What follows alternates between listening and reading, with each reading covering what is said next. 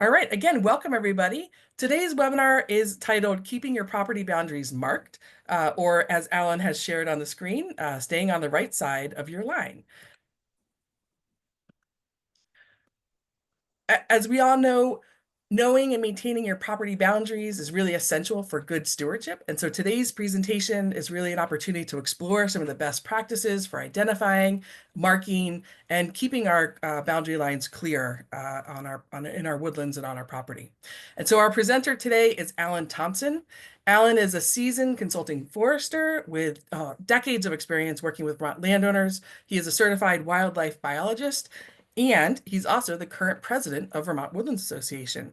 And so with that, Allan, I'll let you do a more formal introduction of yourself and share a little bit more about your consulting forestry work.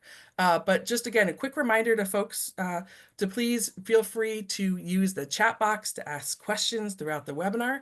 Again, we should have plenty of time for questions towards the end. So with that, Allan, I'll go ahead and turn things over to you. Thanks, Kate. Pleasure to be here and pleasure to have an opportunity to share a little bit about a forester's perspective on lines and line maintenance, finding and staying on the right side. As a forester, I'm often charged with finding property lines ahead of forest planning, forest management activities, or in some cases, land transfer and transactions. And so I'm always, to some degree, participating in finding and navigating lines. And I've come across different types of lines that follow rock walls, barbed wire, rivers, roads. And there's almost any variation that traces back the history of Vermont and land creation and land subdivision and where you can find records and how you identify stuff. So this is really, hopefully, a primer for you to find and understand how Vermont properties are marked and recorded.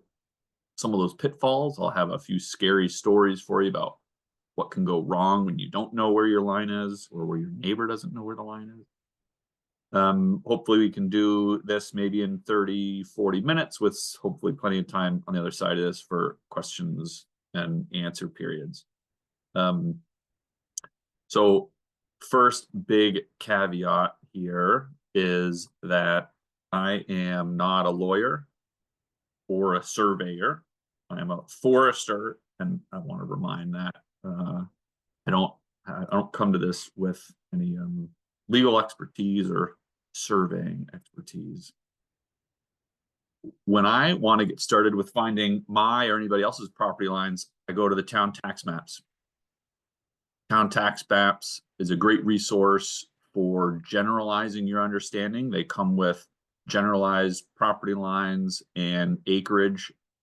What I consider these are based on deed records. This is my property in Waterbury, Vermont. And this is a website called the Vermont ANR Atlas, Vermont ANR Atlas. And so you can go onto this website and find Waterbury and zoom in to my property and get this exact image, or do it for any other property in Vermont. It is a good generalization to get started. The really a stronger and more definitive definition of any property is a survey, which reduces the risk and liability of damaging other people's property or your neighbors damaging your properties. So the survey maps are way better than following tax maps. In order for surveys to be effective, they need to be recorded with the town and associated with your deed. So you might have a map, but the town might not have it. So making sure that they're associated with the town and the deed is important. And then it's not just a map, it's tied with on the ground markers that are referenced on your survey map. Some people have maps, but you don't have the lines actually marked on the ground. So the survey should be connected with on the ground markers. referred to as monuments. That's survey lingo. Elements of surveys are, you've got the name, the landowner name, surveyor, date, and scale in the bottom right. Here on the top left, you've got the Lotus map, which identifies, and can you see my mouse if I did drag my mouse around? Kate, can you see my mouse here somewhere? Okay. So Lotus map on the upper left-hand corner is just associates the property with other more bigger scale. The survey itself, north arrows, parcel name and acreage numbers, legend, which identifies things like iron rods, where iron rods are set, IRSs, and then reference notes that the surveyor will include in any survey they do. It's just where do you get your information, deed records and town records and so forth.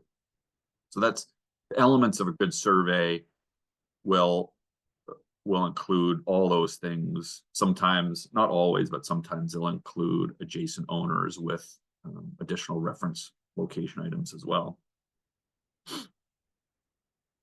Surveys will often be accompanied by a surveyor's description that will be put into or inserted into a deed called the meets and bounds. This is just a reference to the measurements between boundaries. And this is where you can transfer your knowledge of the survey, of the map, of on the ground, where you can find this stuff on the ground and finding your property line.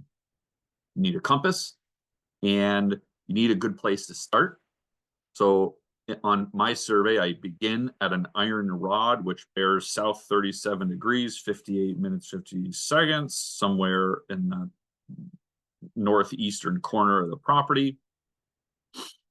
And I have to travel then 350 feet in a southeasterly direction. And in order to figure out how you can travel 350 feet with just a compass, what I do is I measure my paces and then I do some what I call woods math.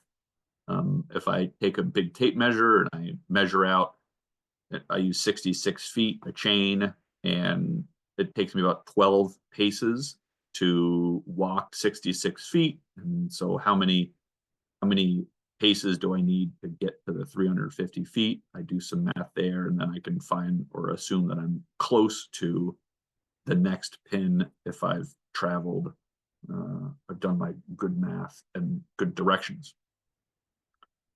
You can follow a meets and bounds continuing along these lines to another iron rod. Sometimes meets and bounds will reference an iron rod, in this case in a stone wall, and you follow said stone wall to another corner pin. There's these insets which provide greater context to the next pin. This survey references that my pin is along a woods road, and so you travel along the woods road to another point and you continue along, which encloses this parcel number 2, 14.8 acres. That's my survey, and I've done this and continue to do this every few years to reorient myself, check markers, and so forth. Surveys will also reference right-of-ways, and so we'll do a little zoom in here to where my survey and my meets and bounds references rights-of-ways. So I have a right-of-way over my neighbor's property. I have a 50-foot wide right-of-way that allows me to get from my property to a town road along a woods road. So it's in the yellow on the survey and it's in the yellow on the meets and bounds. I also have a 60-foot right-of-way through another neighbor for the same purpose, just to access town roads as I need it. Also within this deed is a referenced reserved right away for my neighbor who can access my property. So other rights of way examples are power line easements, water easements, all kinds of things can get thrown in there to provide a right of way and allowing you to do things on neighboring properties or your neighbors or others to do things on your property. So that will be associated with the deeds and a good survey. As a forester, I'm responsible for making and following lots and lots and lots of current use maps. Because current use is a tax program, these maps are often associated pretty closely with tax maps.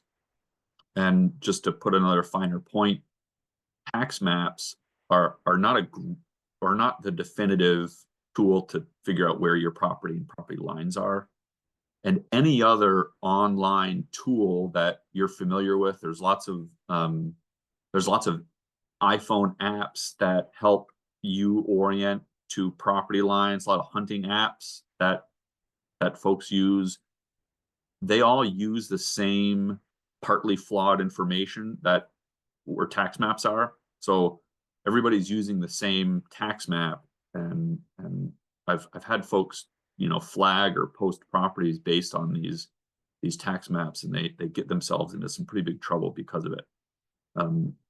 They're different than surveys. They serve very different purposes, and the survey is the legal authority on property line locations, and it's like the only authority on property line locations. And just to illustrate some of the differences between my tax map and my current use map, there's different line angles here, which show that part of my property is in a totally different location on the tax map than it really exists. The tax map shows that I own less land than I do in some places, and in other places it shows that I own more land than I do. Follow the survey. Assume that tax maps have errors in them. So we'll zoom in a little bit. We'll zoom in again a little bit on parcel number 2 to figure out what, in my example, what does a survey map, how does that translate to on the ground stuff? I'm going to move my screen around a little bit. Okay, so we're back up in this. Here's a corner pin in the top left of your screen, in the northwest corner of my property. And in the photo, it shows a very shaded, excuse me, but a shaded iron rod set, an IRS iron rod that's about 5-6 inches above the ground with a yellow cap on top of it. And there's these 2 yellow birch here. Now the yellow birch have blazes where a machete about 20 years ago cut a slab off the birch tree, and these blazes face the corner pin. So that's a pretty classic idea for identifying a corner pin, is looking for these double or triple blazes in trees, and then you can find a pin based on that. So every blaze line, they'll do that with these corner pins. The next pin along my line is buried in the ground. This got like stomped on by a mower from my neighbor, I think, when they were putting in I don't know, some septic stuff or whatever. But this yellow cap is a surveyor's cap that they're required to put on. So every pin should or would have had the surveyor's name and surveyor's license number on it as well. Continuing along the line, another example of just what a corner pin looks like. You can see that spruce tree on the left with some paint there, and there's the rock wall. The next, here's a cement post with a surveyor's cap on top next to a pin. The next one is another corner pin. And in the background of this, you can see some blazed trees that are on these spruce trees. You can start to see that where the line extends south from this corner pin. And I'm belaboring these illustrations a little bit to try to encourage folks that to develop search images for when they're exploring their woods, how this stuff might look to them. Most of the time it's going to look different at every corner pin, and every line is going to be different. So you've got to start to practice in developing the search images of what these things look like. So my surveyor then my survey line is now along the center line of a road where I've got no marked trees, but I just follow the center line of this trail, which is I own half of and my neighbor owns the other half. I have a right of way on their property and they have a right of way on my property. So we all get to use this trail to access each other's properties. We get to another corner pin buried in the leaf litter down at the bottom here with that similar double blaze mark facing the pin. Further west, we find another corner pin, and I've walked these in order to take some of these pictures. I'm brushing away leaves, pulling off rocks and stumps so that not only does it make a good picture, but so that I can find them again next year too. And that's always a kind of a good practice, is to keep your pins visible over time, because they'll get buried by forest debris. Corner pins and cement posts are monuments that, for the most part, illustrate corners, though not always. But between corners, surveyors are often marking and delineating lines using a method called blazing trees. And blazing is using a machete to swipe away an outer layer of bark, and then oftentimes painting over that blaze. So this is a spruce tree with probably a 20-year-old machete mark on it in the foreground, and a spruce tree with a blaze on the background. There's a little bit of kind of surveyor practice, though not written law or anything, that when blazes are on both sides of the tree, the line goes through the tree, as opposed to, say, on the other side of it or something. So this just shows that you've got a blaze and it goes from one spruce tree through one spruce tree and then through the spruce tree in the back. And I've drawn this little cartoony red line to show where that line might go.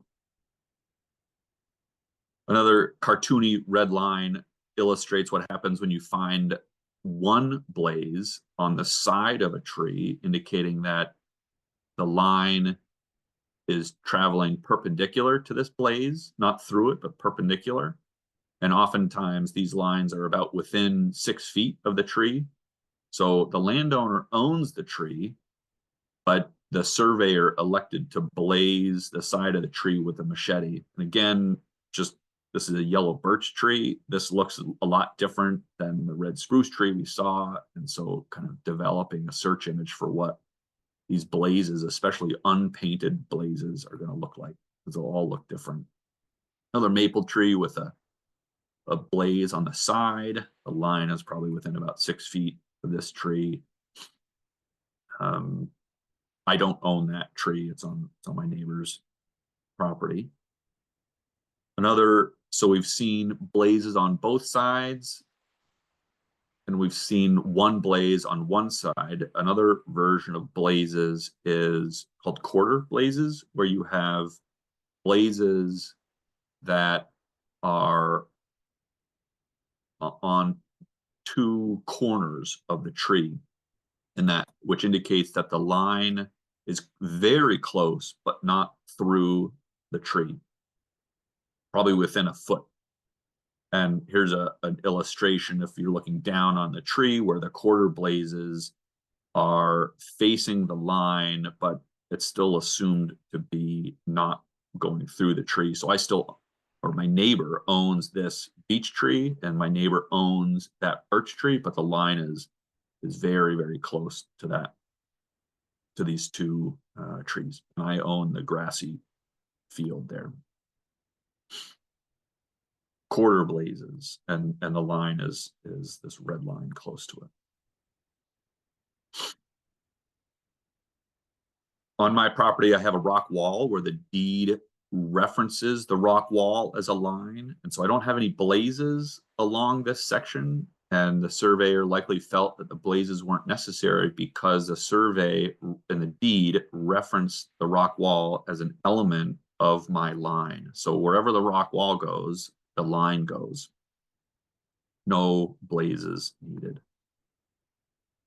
Here's a kind of another example of when you're following a line and you find that the line in this case will be going through these two maple trees, and there's quarter blazes on each of these maples. So I own one of those maples, my neighbor owns the other maple, and the difference between a line going through the maple or me owning both or my neighbor owning both is a pretty important difference.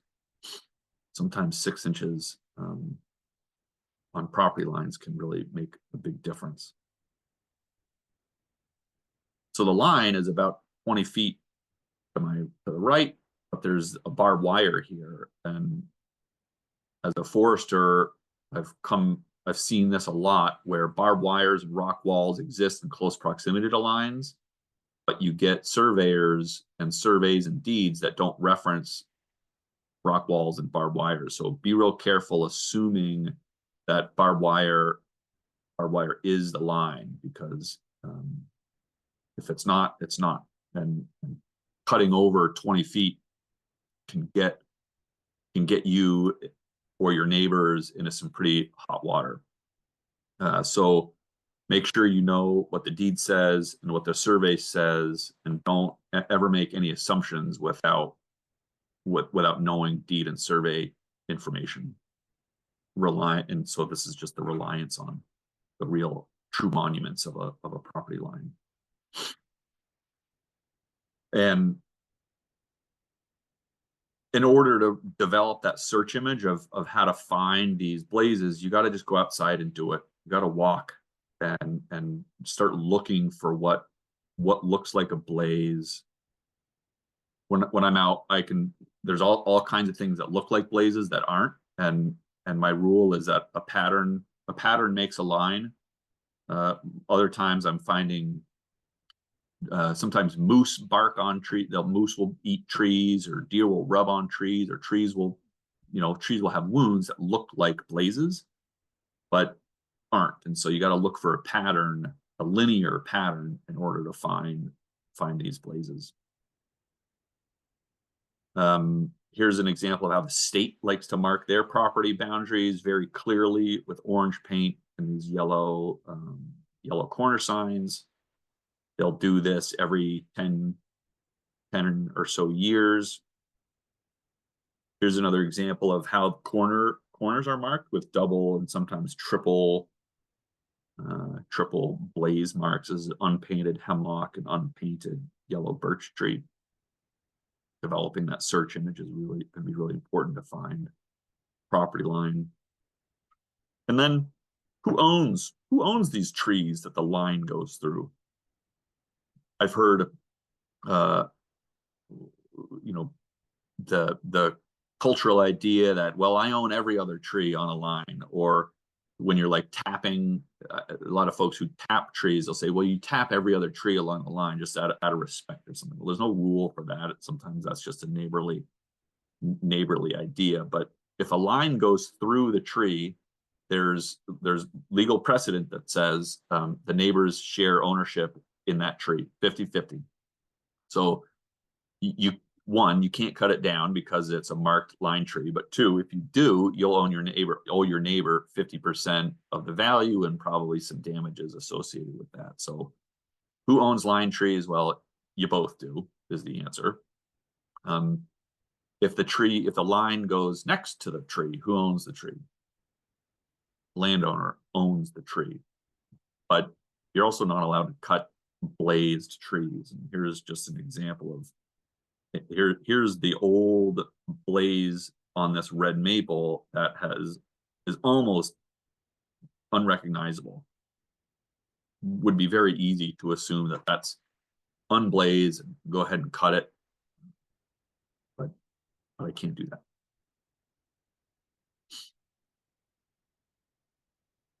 There's statutes that tell you how you can operate and how you can perform duties relating to finding property lines. As it relates to land surveyors, land surveyor is a person who finds lines, puts in boundary monuments, create maps, determines acreages.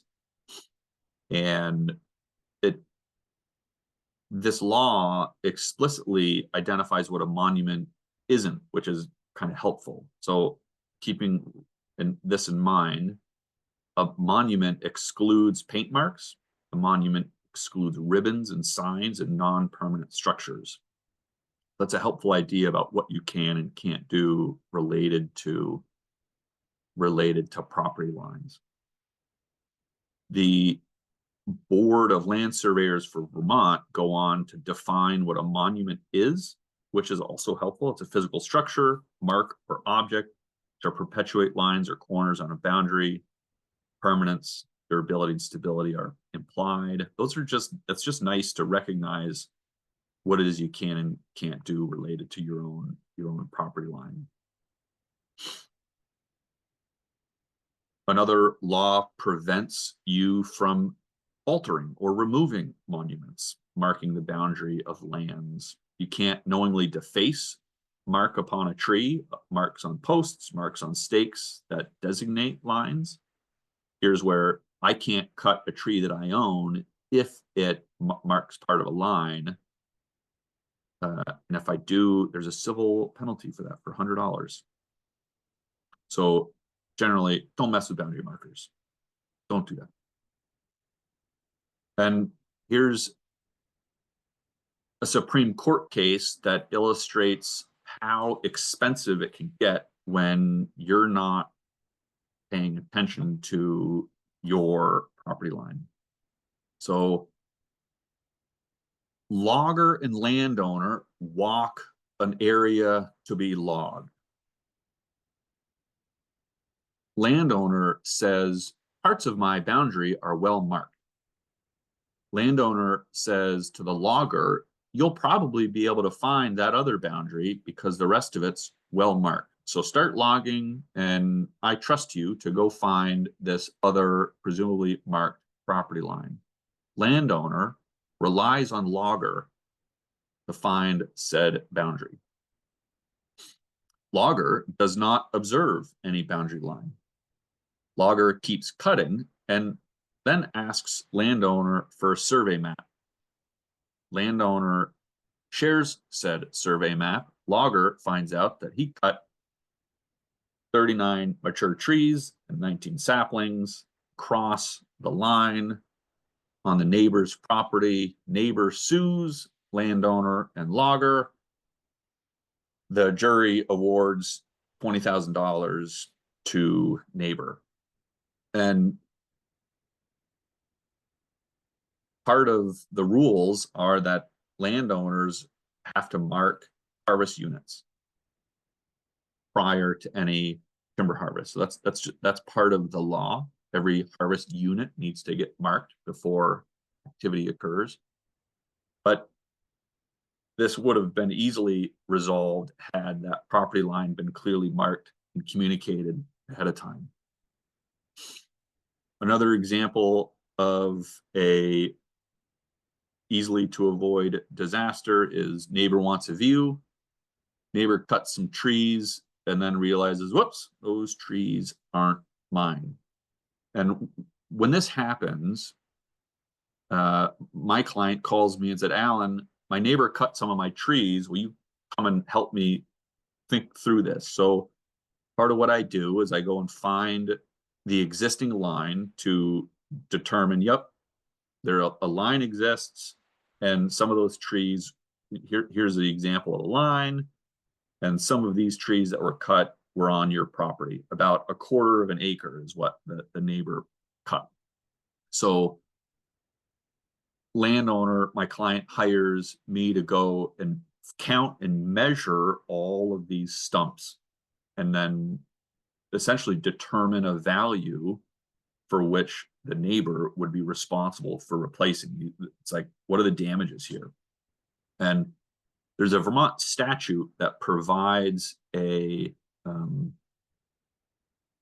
that provides some calculus for this, and so that statute can be pretty helpful and important. It's 13 VSA 3602, and it gives a nice table for how to put a value on trees of various sizes.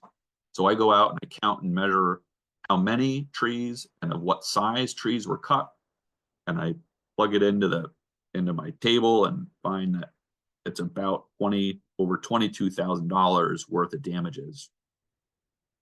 This statute inflates the value of trees because this statute recognizes that it's not just monetary loss, it's a loss of all kinds of other things. And it's, in this case, it's theft, even though it was pretty naive and was not out of malice. It was just dumb. But it's quarter acre of timber theft. And so a statute exists. We put a price on it, $22,000. And in this case, the parties settled out of court for $12,000. Just half is what they agreed on. So a very easy thing to have avoided, costing some folks a lot of money and a lot of headache. Part of understanding property lines is posting your land. So if you know where your land is, you can elect to keep people or certain activities out of it. And one of those things is posting against hunting and fouling. I'm quite proud of the fact that Vermont is the only state to have in its original constitution allowing Vermonters to hunt on private land. And this remains an unchanged statement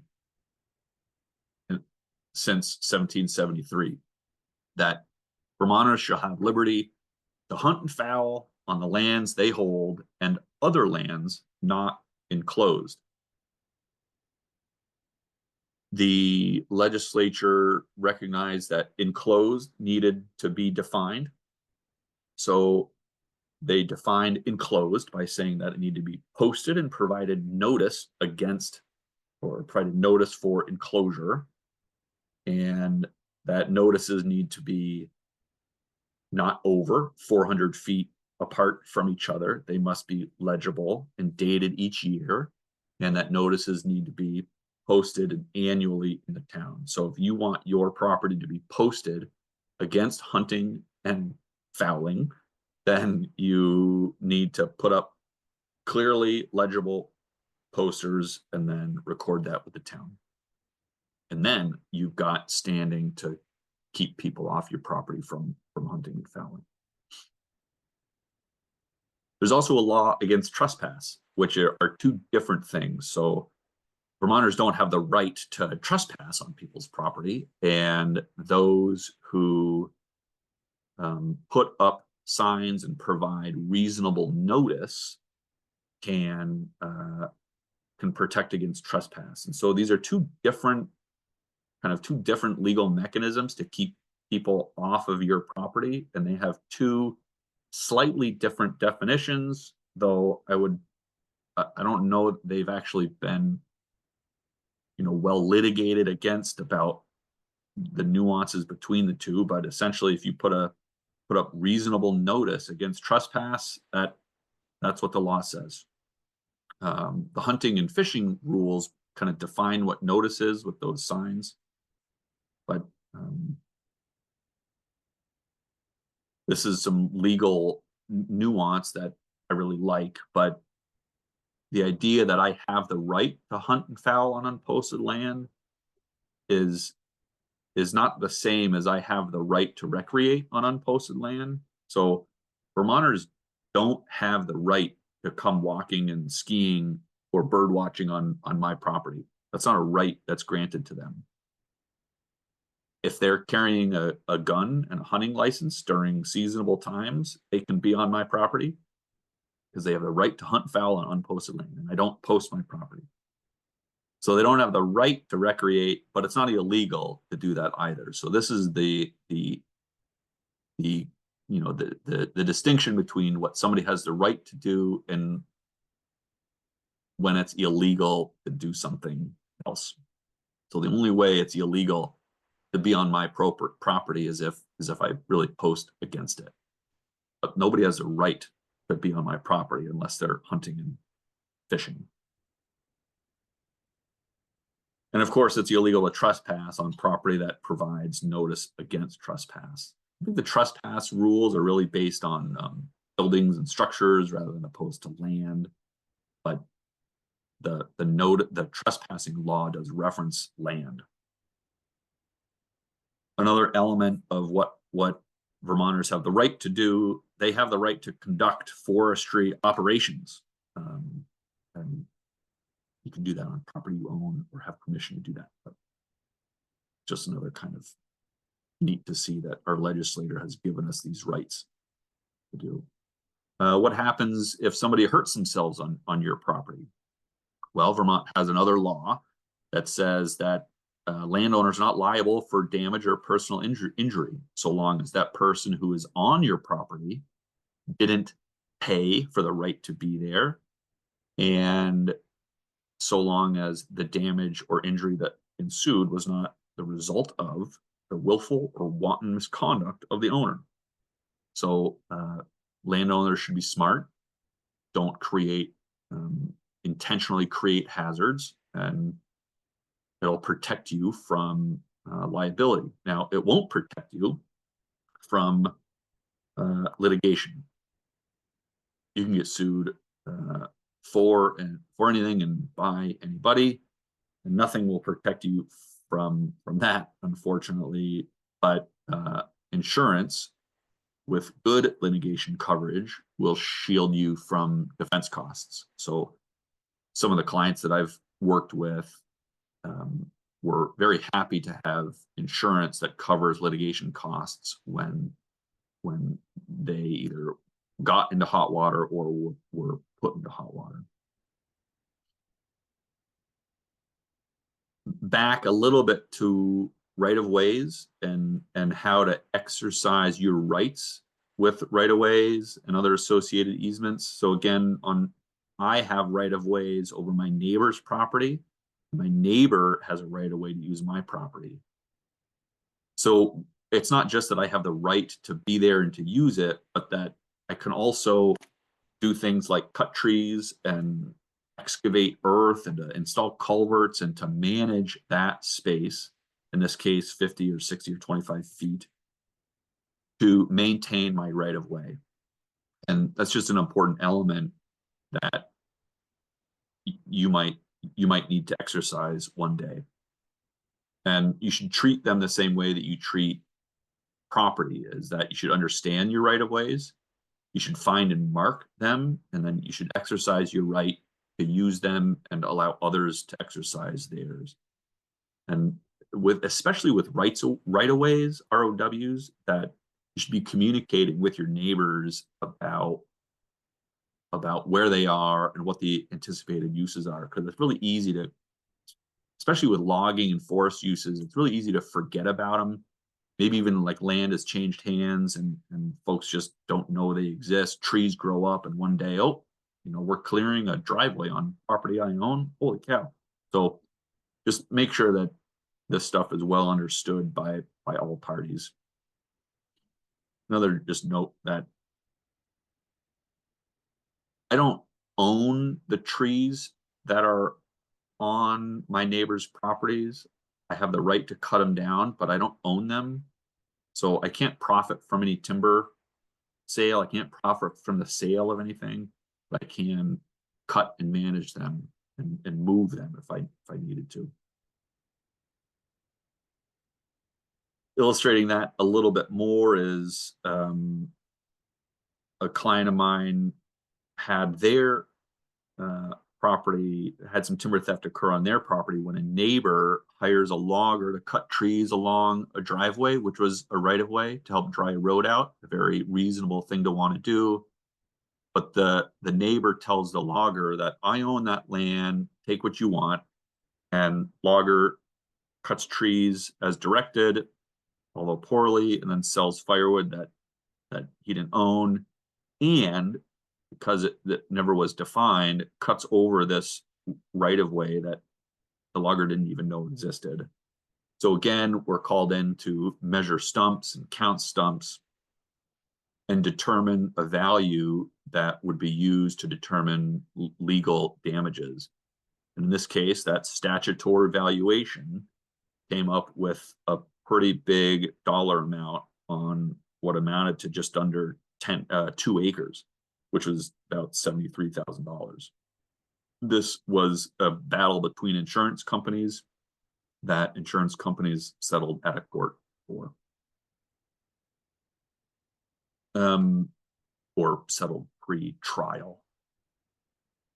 If you are not a surveyor, what shouldn't I do? Well, you can't mark lines, you can't monument corners, blazes with machetes, you can't perform the duties of a surveyor. You can't move monuments, you can't or shouldn't assume that a logger or forester knows or can find unmarked or unmaintained property lines. You can't and shouldn't assume tax maps are accurate reflections. You shouldn't assume neighbors know or can find unmarked property lines. You shouldn't cut or girdle trees that have these property line blaze markers on them as well. To reiterate what you have to do, one thing that you have to do is before any timber harvest, you or your forester or logger needs to mark the boundaries of harvest units. This might not be the line.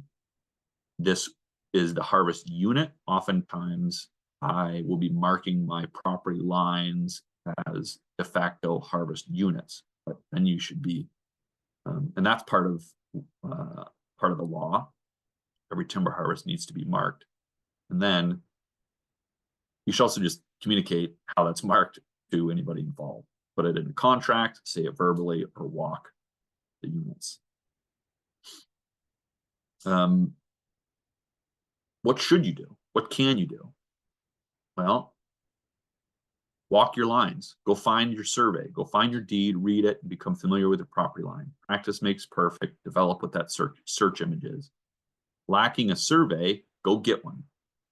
This will last you. It's a very good investment for your asset. If you don't have a survey, you definitely should have one.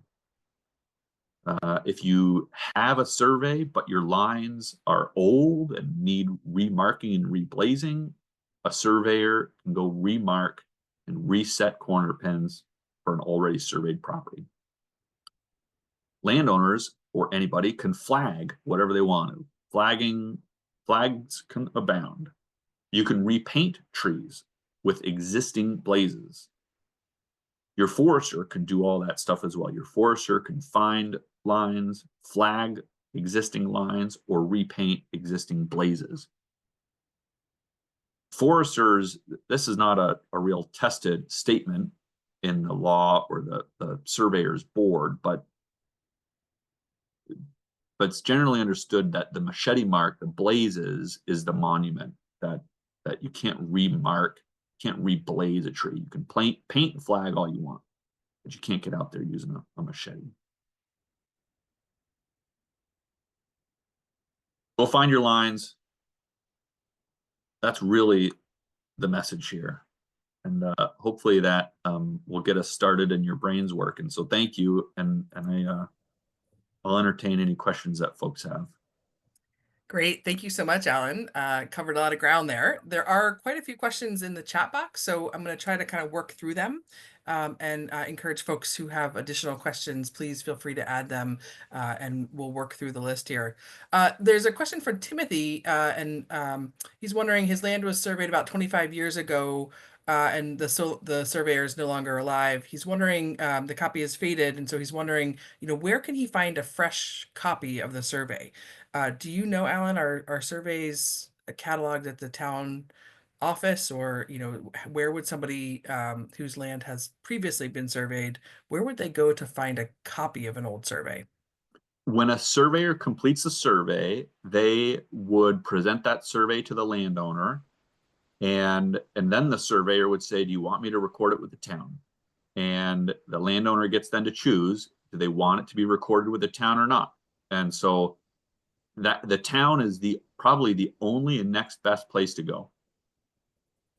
And if the landowner said, nope, the town doesn't have it, the town doesn't have it. Another strategy would be to go to your neighbors, go to the town and then look for your neighbor's property. Your neighbor isn't going to have your survey, but your neighbors might have adjacent boundaries surveyed, and so you can kind of cobble together some understanding based on, I have like 7 neighbors, so it would be a real headache in my case to cobble together. But go to the town, and that's probably the next best and maybe only place you can go to. Alternatively, some surveyors will have transferred their material to a successor surveyor, sold a business.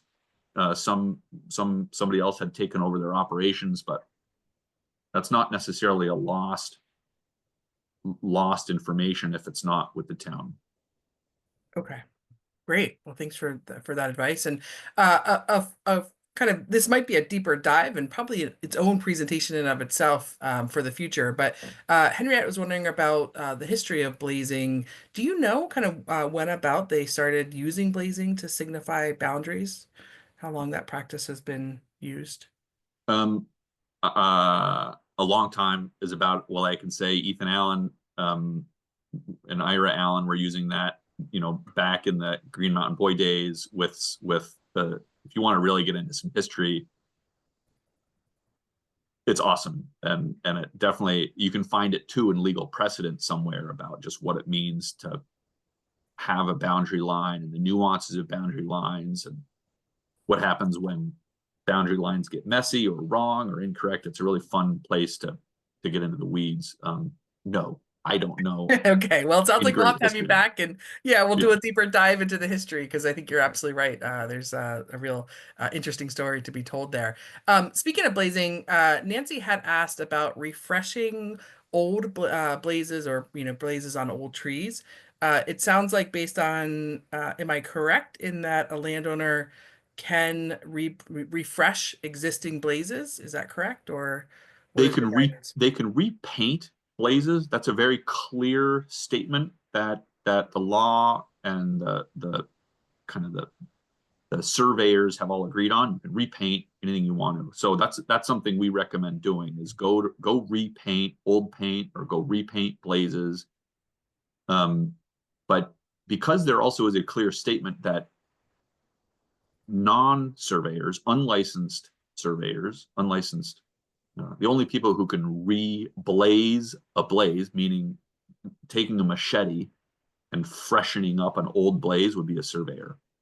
Okay, so if you're So I would caution against freshening up got a it. blaze with a machete. The Okay, only so real there's way to do that is with paint. yeah, so it sounds like just to clarify there, if you're refreshening that blaze, that's only what how do I want to say it? Sorry, I'm tripping myself up. That if you are repainting an existing painted blaze mark, a landowner can use paint to refreshen the mark, but not actually refreshen the blaze mark with a by cutting into the tree, basically, is what. Yeah, the rule would be is you can't deface the existing blaze. Yeah. So what that means gets a little weedy. Sometimes they'll say that you can add, I mean, there's no rule against landowners running around with machetes in the woods either. So theoretically, if you wanted it, you wouldn't refresh a blaze. You wouldn't yeah, you could make another mark that would help you find your own boundary line, but it wouldn't and couldn't serve as a monument to the line. Are there rules about color of paint? No, no rules about color of paint. How about type of paint? Nope, no rules about type of paint. Common sense is there are tree paints. There are types of paints that are labeled as tree paint and labeled as boundary paint. You can buy it in different forms and spray paints or gallons. The best tools for repainting your boundary line is picking a bright color, red or orange or yellow, and the gallon paint with a 3-inch wide brush is going to be the best bet. You avoid spray cans. You end up carrying a ton of spray cans around. the gallon paint can be messy, but it does turn out to be a lot easier. Great, thanks, and thanks, Melissa. There are a few more questions in the chat, and then encourage folks to use the remaining time. We can ask some questions live. Andrea asks, can you put a tall flag or PVC pipe over an official corner pin?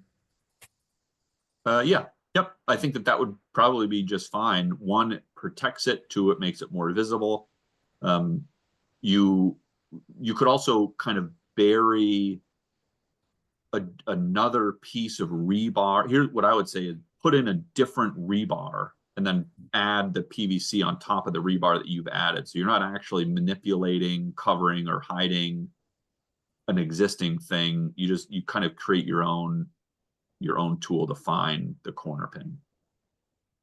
Great, and I think that answers Lenny. I think that answers your question as well. Though, Lenny, you had a couple of questions about monuments and replacing wooden monuments. Do you want to ask those questions live, or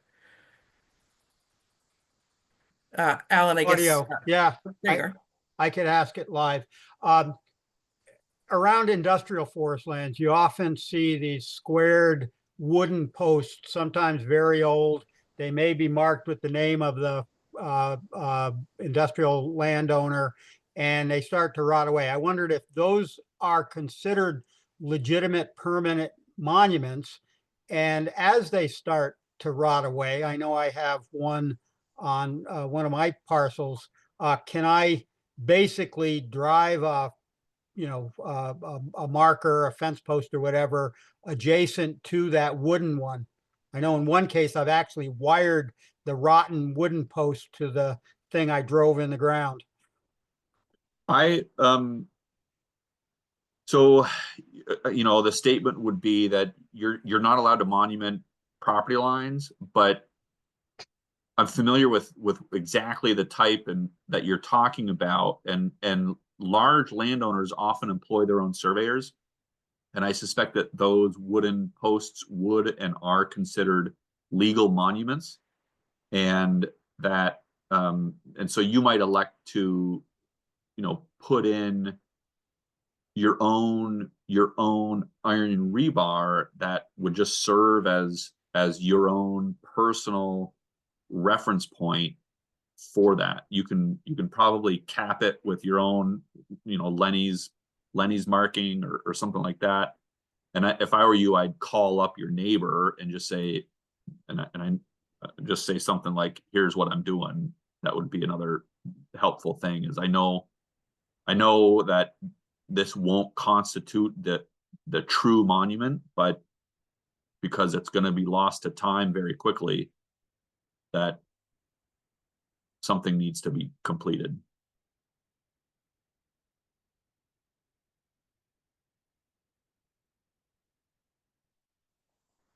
And I've seen some of those rotten posts too. Great. Just clarifying back to the paint and the boundary line conversation, Allan. Sue had asked, she'd used yellow paint at the recommendation of her surveyor and had painted trees on her side of the property line. Is that okay? She's asking. Just any thoughts on that? Let's see. So you didn't say anything that would cause any alarm. One element of boundary marking, like if I'm thinking about my own line,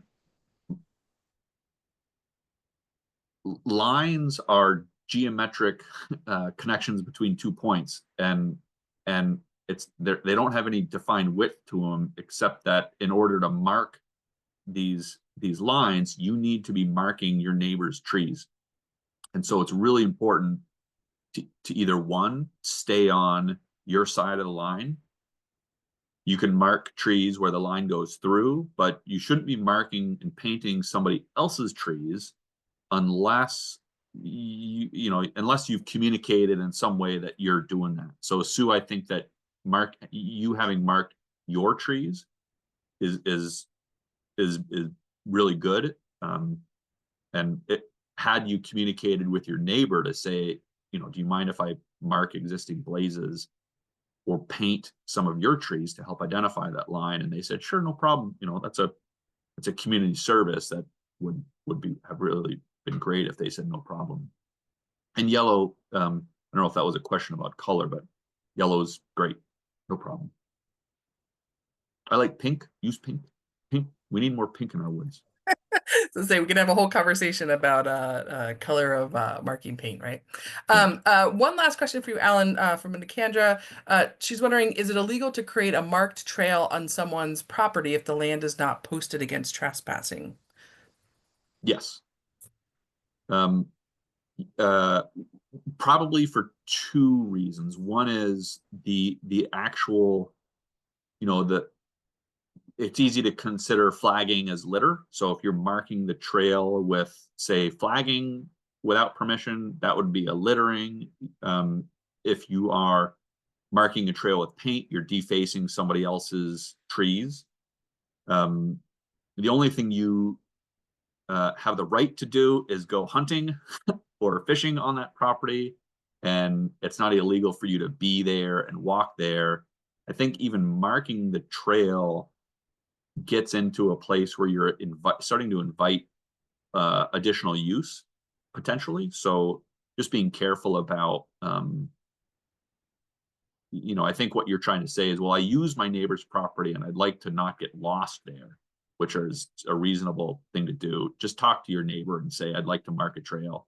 And my guess is they'll say, totally, go hang some flags up, no problem.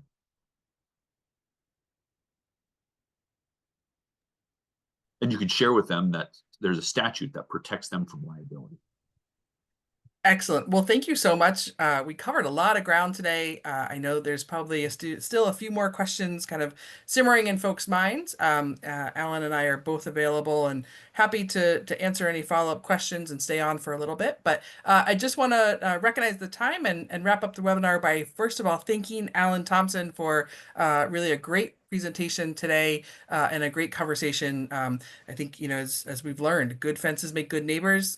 You know, keeping our property lines, you know, marked and identified is really an important part of being a good steward in the woods. And it's also really fun. We haven't really, you know, you didn't get into the fun part, Alan, of going out and trying to find your property lines. But I would encourage folks, hopefully today you got a little bit of a taste of what to look for in the woods. And I always encourage landowners to go out and, you know, spend some time really trying to find your those pins, you know, those survey markers, and look for those blazes in your woods, because I think it's a really powerful tool in your tool belt as a woodland steward. And so with that, I just want to thank Alan for your time today. Thank you all for participating in today's webinar. And thank you for your stewardship. Appreciate all these excellent questions. It's clear folks have been really thinking about this and are out, you know, working on their land. And so lots of really great questions. And just to kind of wrap up, just a reminder, you know, today's webinar was hosted by Vermont Woodland Association. We are, you know, a statewide nonprofit organization that really works to promote healthy forests through good stewardship, and we're here to help. And so just a reminder, if folks are looking for more information about woodland stewardship or interested in learning more, I encourage you to participate in one of our upcoming events. We have a whole series of events coming up in April, including our Woodland Conference. You can find out more information on our website at vermontwoodlands.org. You can connect with us on social media. You can subscribe to our e-newsletter. And we are a membership-based organization. So if you're interested, you can find out more information on our website. And again, really appreciate folks joining us today. I always say, you know, we'd love to have you participate in more VWA programs, but there's a lot of different organizations and resources out there to help you and guide you as a woodland steward. So thanks for all your great work out there. And please reach out to us if we can do anything to help. Have a great day, everybody. Thanks so much. Thanks, Kate. Thanks, everybody.